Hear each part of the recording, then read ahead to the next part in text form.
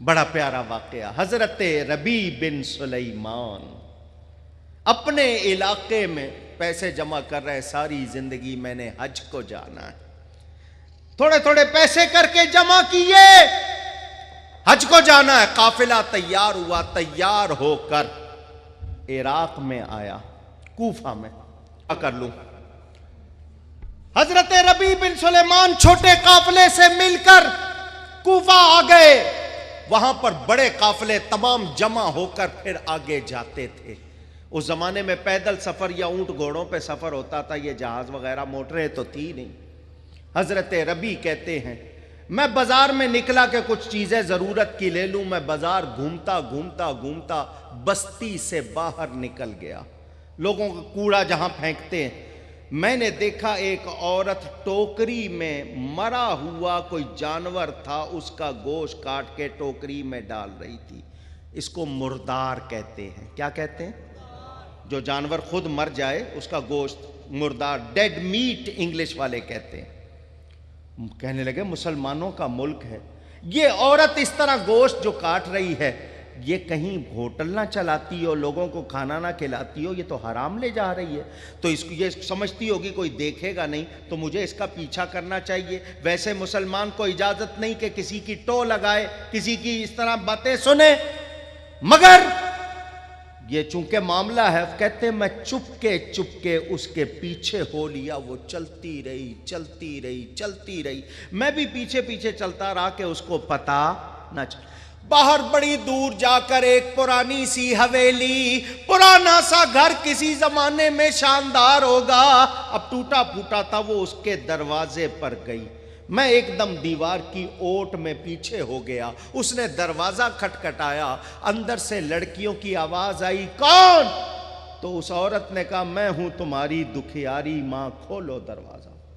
دروازہ کھلا، 4 لڑکیاں تھیں جن کے لباس پھٹے پرانے، چہرے بتا رہے تھے شہزادیاں ہوں گی، کسی بڑے گھر کی ہوں گی، مگر اس وقت ان کی حالت خستہ۔ دروازہ بند ہو گیا، کہنے لگے شریعت تو اجازت نہیں دیتی، مگر مجھے اس گوشت کی تصدیق کرنی تھی۔ سوراخ میں سے میں نے جھانکا، اس عورت نے بچیوں سے کہا یہ گوشت لائی ہوں، اس کو بھونو، کھاؤ اور رب کا شکر ادا کرو۔ کہتے ہیں میں نے دروازہ کھٹکھٹایا، آواز آئی کون؟ انہوں نے کہا میں مسافر ہوں۔ اندر سے آواز آئی ہمارے پاس تیری خدمت کے لیے کوئی جگہ نہیں ہے، ہم پہلے ہی فاقوں کے مارے ہوئے تیری کیا خدمت کریں گے، کسی اور کا دروازہ دیکھ۔ ربیع کہتے ہیں میں نے کہا میری بات سنو۔ انہوں نے کہا کیا کہنا ہے؟ انہوں نے کہا یہ گوشت جو تم لے کر آئی ہو یہ حرام ہے۔ دنیا میں پارسیوں کا ایک ایسا طبقہ ہے جو مردار کھاتا ہے، اس کے علاوہ پوری دنیا میں کوئی بھی مردار نہیں کھاتا، تو تم تو مسلمان ہو تو یہ تو مردار ہے، کیوں کھا رہی ہو؟ انہوں نے کہا یہ ہم جانے، ہمارا کام، تو اپنا راستہ لے۔ فرماتے میں نے اللہ کا واسطہ دیا، قسم دی کہ مجھے بتاؤ۔ تو اس خاتون نے کہا جب تو نے اللہ کا واسطہ دیا ہے تو سن، ان بچیوں کا باپ مر گیا، وہ سید تھا۔ کون تھا؟ آل رسول تھا۔ وہ ان کی شادیاں اپنے جیسے لوگوں میں کرنا چاہتا تھا، پیسے نہیں تھے، بڑی محنت مزدوری کرتا تھا، بیمار ہوا وہ چلا گیا، 4 پیسے چھوڑ کے گیا، کچھ دن ہم نے کھائے، میں لوگوں کے گھروں میں برتن مانج کے کپڑے دھو کے کام کرتی رہی ہوں، 3 دن ہو گئے ہم نے پانی بھی نہیں پیا، کچھ بھی نہیں ہے ہمارے پاس، تو میں یہ گوشت لے کے آئی ہوں، تجھے پتا ہے مجبوری اور لاچاری میں حرام بھی حلال ہو جاتا ہے، اب تو اس کو بھی کھانے سے روک رہا ہے تو ہم کہاں جائیں گے، کیا کریں گے؟ ہم کسی سے بھیک بھی نہیں مانگ سکتے، صدقہ بھی نہیں لے سکتے کہ آل رسول۔ ربیع کہتے ہیں میری آنکھوں میں آنسو آ گئے، روتا ہوا میں واپس آیا کہ میں حج کو جاؤں اور نبی کی اولاد بھوکی مرے۔ میں نے قافلے میں آ کے، میرا سگا بھائی بھی تھا، دوسرے ساتھی بھی تھے، میں نے کہا میرے پیسے واپس کرو، میرا سامان واپس کرو، مجھے حج کو نہیں جانا۔ انہوں نے کہا ساری زندگی تو پیسے جمع کرتا رہا حج کے لیے، اتنے شوق سے آیا ہے، اب تجھے کیا ہو گیا؟ اس نے کہا زیادہ تقریر نہیں کرو، پیسے دے دو۔ کسی نے کہا شاید کوئی لڑکی پسند آ گئی ہے، شادی کرنا چاہتا ہے۔ کسی نے کہا شاید بہک گیا یہاں کے بڑے شہر میں۔ لوگوں نے، کسی نے مجھے حج کے فضائل کے، حج کا اتنا ثواب، میں نے کہا سب مجھے معلوم ہے، پیسے دے دو۔ لوگوں نے کہا ٹھیک ہے، اگر اس کا دماغ خراب ہو گیا، اس کے نصیب میں نہیں ہے تو یہ جانے۔ سامان دے دیا۔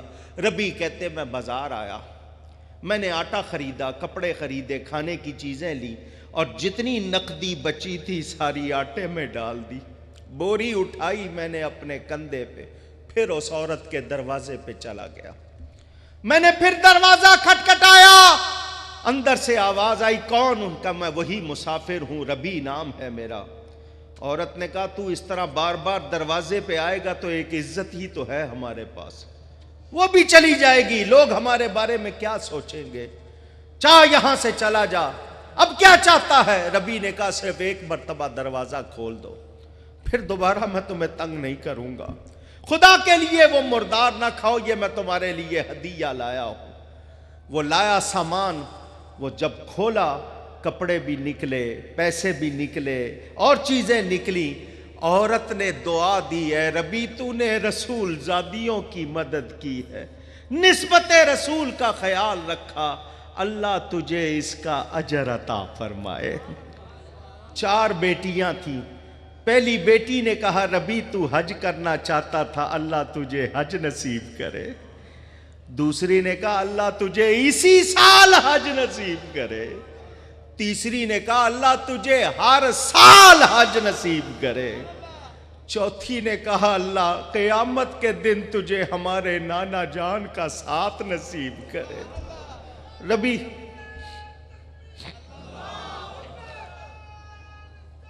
یا رسول اللہ، ربی کہتے ہیں میں روتا ہوا واپس آ گیا، قافلہ چلا گیا، میرے پاس نہ پیسہ تھا نہ سامان۔ میں نے کہا میں گاؤں واپس جاؤں گا، لوگ تانے دیں گے تو میں ٹھہر جاتا ہوں یہاں کوفہ میں، جب قافلے واپس آئیں گے ان کے ساتھ چلا جاؤں گا۔ اگر نبی کے سامنے جاتا تو کیا منہ لے کر جاتا، مجھ سے تو وہاں حاضری نہیں ہو سکتی تھی۔ وقت گزر گیا، مسجد میں خدمت کرتے تھے، کھانا پینا ہو جاتا تھا۔ حاجی حج کر کے واپس آنے لگے تو میں نے کہا چلو مدینہ نہیں دیکھا، مکہ نہیں دیکھا، وہ آنکھیں دیکھ لوں جو حج کر کے آ رہی ہے۔ میں قافلے کے استقبال کرنے والوں میں شامل ہو گیا۔ پہلا حاجی آیا، اس نے کہا ربی تم کون سے قافلے کے ساتھ آئے ہو؟ میں نے تجھے یہاں طواف کرتے ہوئے دیکھا۔ ربی کہتے ہیں میں حیران، میں تو گیا نہیں۔ دوسرے نے مبارکباد، تیسرے نے مبارکباد، چوتھے نے، میں بڑا حیران، ایک آدمی غلط بولے گا سارے کیسے؟ ایک قافلہ آیا، چوتھے دن دوسرا، پانچویں دن تیسرا، پھر وہ قافلہ آ گیا جس کے ساتھ میں نے جانا تھا۔ میرا بھائی آ کے کہنے لگا اگر تجھے میرا ساتھ نہیں چاہیے تھا تو بتا دیتا کہ میں نے دوسرے ساتھی چن لیے، بار بار تو مجھے ملتا تھا، کہتا تھا ابھی آتا ہوں، پھر آتا نہیں تھا۔ سارے قافلے والوں نے کہا ربی تجھے حج مبارک۔ ایک شخص آگے بڑھا، اس نے ایک تھیلا دیا، مسجد نبوی میں سلام کر کے جب باب جبریل سے نکلے، تو نے یہ مجھے دیا تھا کہ پکڑو میں لے لیتا ہوں، جب سے تیرا یہ سامان اٹھائے پھر رہا ہوں، لے اپنا سامان۔ ربی کہتے ہیں میں حیران پریشان تھیلا اٹھا کے گھر آ گیا، سوچتا رہا ایک آدمی غلط بولے گا، 2 غلط بولیں گے، 3 غلط بولیں گے، یہ سارے ہزاروں کی تعداد میں کہہ رہے ہیں، انہوں نے مجھے وہاں دیکھا، اور پھر یہ سامان بھی، میں نے تو وہاں کوئی سامان دیا نہیں تھا کسی کو، یہ کیا معاملہ ہے؟ کہتے ہیں مجھے نیند آ گئی، حضور صلی اللہ علیہ وسلم خواب میں آ گئے، ربی اور کتنی گواہیاں دلوائے کہ تو نے حج کیا ہے، سن تو نے میری بیٹیوں کی خدمت کی، میری نسبت کا خیال رکھا، میری ایک بیٹی نے دعا دی تھی کہ اللہ تجھے حج نصیب کرے، دیکھ تو نے حج کیا، تجھے حج کا ثواب ملا۔ ایک نے کہا تھا اسی سال، دیکھ یہ سارے گواہی دے رہے ہیں، اور ایک نے کہا تھا ہر سال، اللہ نے تیری شکل کا ایک فرشتہ بنا دیا جو ہر سال قیامت تک تیری طرف سے حج کرے گا۔ میری چوتھی بیٹی نے تجھے دعا دی تھی اللہ تیرا حشر میرے ساتھ کرے، میں تجھے خوشخبری سنانے آیا ہوں، قیامت میں تو میرے ساتھ ہوگا۔ بولو نبی سے محبت، اللہ نبی سے قرابت، نبی کی نسبت کا احترام کام آیا یا نہیں آیا؟ اونچی اور میں نبی کا نام چومتا ہوں، یہ کام آئے گا یا نہیں؟ میں نے سنا قیامت کے دن انگلیاں بھی بولیں گی، ہاتھ بھی بولیں گے. لوگ کہتے ہیں نبی کا نام چومنا بدعت ہے. میں نے کہا تم اپنے فتوے رکھو، کل قیامت کے دن یہ انگلیاں یہ تو گواہی دیں گی مولا تیرے حبیب کا نام چومتا تھا. کتنی بڑی بات. یاد رکھنا ہم صحابہ کے بھی غلام ہیں، ہم اہل بیت کے بھی غلام، ہم